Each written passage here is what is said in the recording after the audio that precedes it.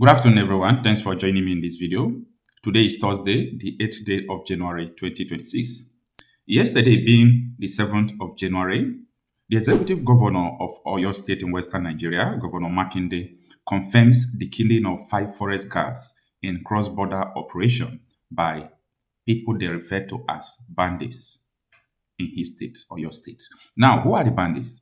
They call them bandits because this is the name that many people who are sponsoring them in Nigeria want them to bear, so that it will not look as if these people are terrorists. But last month, the Nigerian Senate has designated these people as terrorist organization. Now, let us come to think about this. This is not just a Nigerian problem. This is not just a Oyo State problem, but this is a global problem. These people are the militia of the Islamic extremists who want to bring Sharia to the whole world. So it is a global problem. For you to understand this video better, I want you to take a listen to what this Imam said. The extremists in America openly say, we are here to bring down democracy. That's exactly what they say. We are here to establish a global caliphate. We want Sharia law. Right. Try that in Saudi Arabia and see how long you last. Try that in Abu Dhabi, see how long you last. The thing with religion is it came to guide. So I'm a Muslim. I believe that God sent a religion to guide me. Religion is not here to rule by the sword. Religion is a source of spirituality and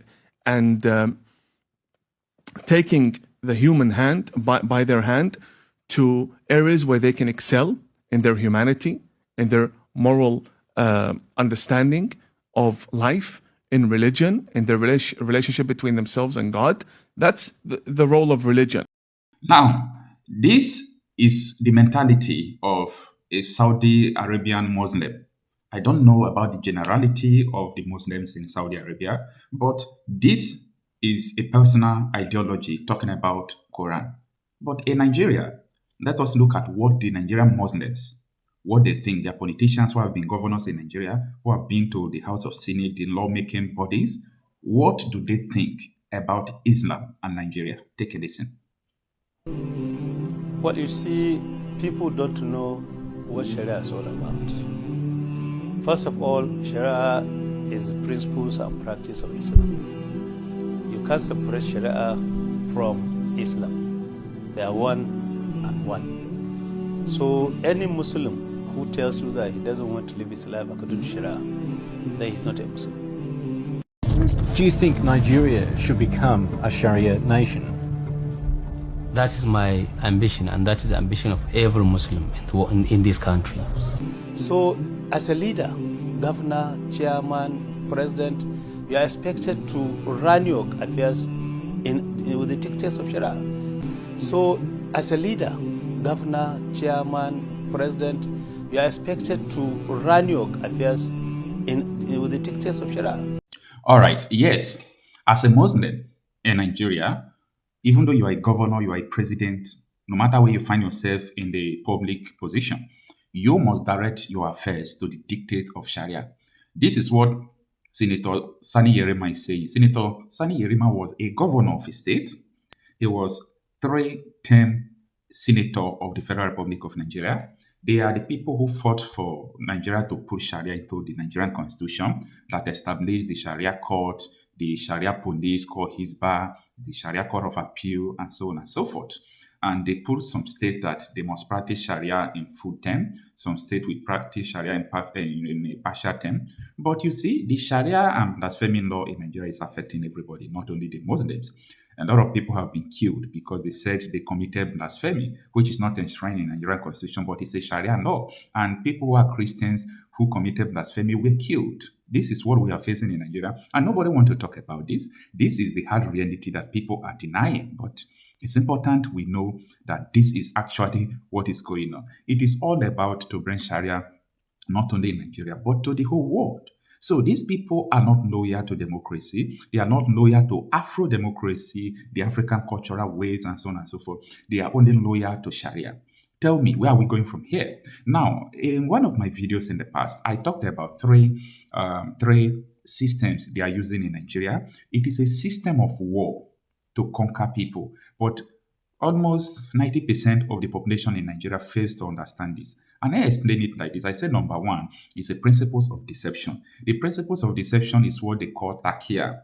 It means that even if a Muslim is laying his hand on the Quran and telling lies, it doesn't matter. As far as what he's saying is to advance the cause of Islam, the Quran will not be against him. It's a principles of deception. So they can actually come out to tell you that we need one Nigeria, we want Nigeria to be one, but that is not what they are thinking. You can see what a governor says, Sani Yerima.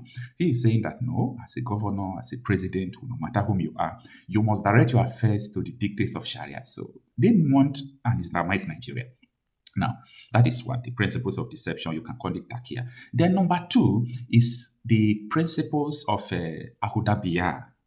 Principles of Ahudabiya is like a peace deal principle. You see, any war that these people are engaging, how to know that it is these people, these extremists, is that when they are unable to defeat you once, they will reach peace agreement with you. So it is called Ahudabiya. So it started from the foundation of Islam, and the time Prophet Muhammad was fighting wars, he used it in the past. Even in today's Mecca, that was how Mecca was conquered. After he entered a 10-year peace deal with Mecca, that there won't be war with them. After he conquered Medina, and after 2 years, he broke the peace deal, and the fall of Mecca came when he conquered them. So what they are doing is that if they come to your city, if they come to your community, they try to infiltrate, which I'm going to talk about the third principle, the principles of infiltration. And that principles of infiltration is the most dangerous principle. I'm coming to that. So these principles of Ahudabiya peace agreement, they will reach peace agreement with you. Please, don't kill us, will not kill you. That is because they see that they don't have the capacity to defeat you in totality at that moment. So they will now go and regroup, call in their people, buy more arms, do all sort of things before they will strike. They will break the peace agreement and they will strike back. Now, the principles of infiltration is one of the most deadliest principles. That is what the Muslim Brotherhood is doing. They are using it in UK, it's working. They are using it in America, it's working. It has totally worked in Nigeria. They infiltrated the military, the soldiers, and even when they promised them that come and you can become a president as a terrorist, Boko Haram, swap ISIS, repent, you can become a president of Nigeria. That is what they used to tell them. Okay. Now, if you see the situation of Nigeria, it goes beyond their military system. It enters into political system. They infiltrated the politics, the decision-making bodies, and everything. So after infiltrating it, they started doing the infiltration of cultures and religions. Now they can come into a Christian-dominated area like what they are doing today in Abakaliki, in most eastern Nigeria. They give the people the money. They buy you. Somebody like Asari Dokubo, if you know him, is someone that was a Christian, but they see him as a strong man. They bought him. Let me put it in that way. Not that they pay for his head, no, but they can influence you to turn to Islam. They send you to Saudi Arabia. They send you to Dubai. Go and learn this, go and do this scholarship. They send them to Yemen, Lebanon in scholarship. They give them money. They buy their houses abroad. They come back. They give them millions of them. In fact, some of them billions of naira, which is about $1 million.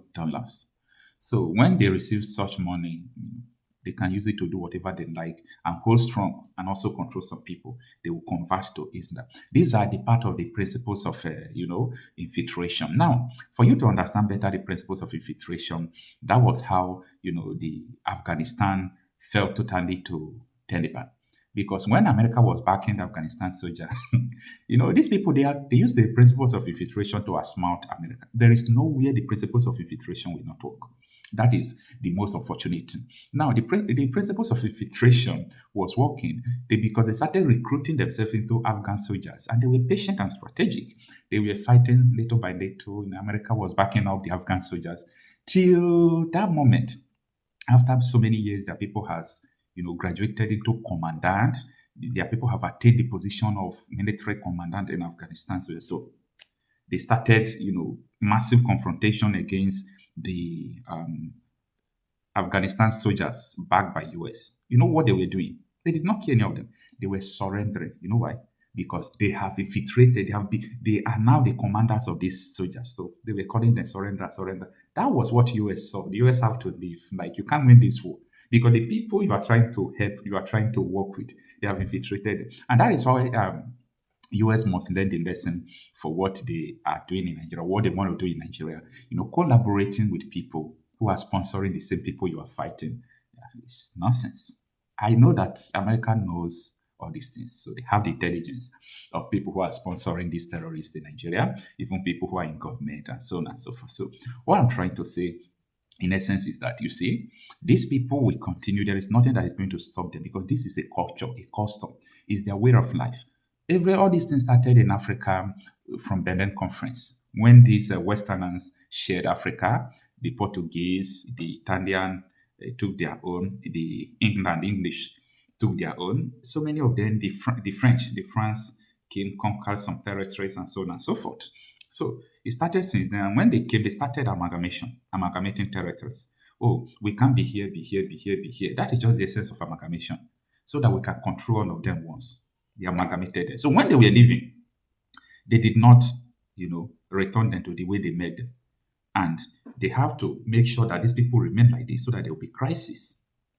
Countries like India and Pakistan, imagine if India and Pakistan is one country today, there will be civil war every day now. Because India and Pakistan, they don't agree together, but Britain amalgamated them. So when Britain was leaving, these people have to say, let us divide. So a country like Nigeria, who have more than 250 ethnic groups, they have nothing to do with what is called a nation. Nigeria is an example of a country, but not a nation. It's a country that is not a nation. So in a country where you don't have a nation as a country, so you will always have a problem. So we must restore the factory setting, return Nigeria to the way it is. If not, there is nothing, these extremists, people who believe in Sharia, there is nothing you will do to stop them, not to continue to advance the cause of Islam to the other part of it. It's a matter of years. It's a matter of years. Your children will come. You will live and die. It's a matter of years. These people will conquer everywhere. So the best thing you do, separate these people. That is why I believe that the ultimate and total solution to all this nonsense we are seeing in Nigeria is just separate Nigeria. There must be partition. If not, this war will continue from generation to generation. And guess who will profit from this war? The same people who amalgamated you. You still go there with your money, with your good money. You still buy helicopter, fighter jet. Why? Because they want you to remain like that so that they can sell these things to you. So it is what it is. And unless we come to this knowledge of having our own sovereignty, for us to be able to defend ourselves, for our future generation to be able to control our identity and who we are, time will come. What happened in Turkey is going to happen in Nigeria. What happened in Lebanon is going to happen in Nigeria. What happened in Iran, though they are now resisting it, is going to happen. What happened in Afghanistan is going to happen. For this thing not to happen, we need a territorial integrity. No, it's enough. And I believe that every reasonable person will be able to understand this. It is what it is. I'm Okocha myself. I'm a conflict and insecurity reporter. Let me know what you understand about this video.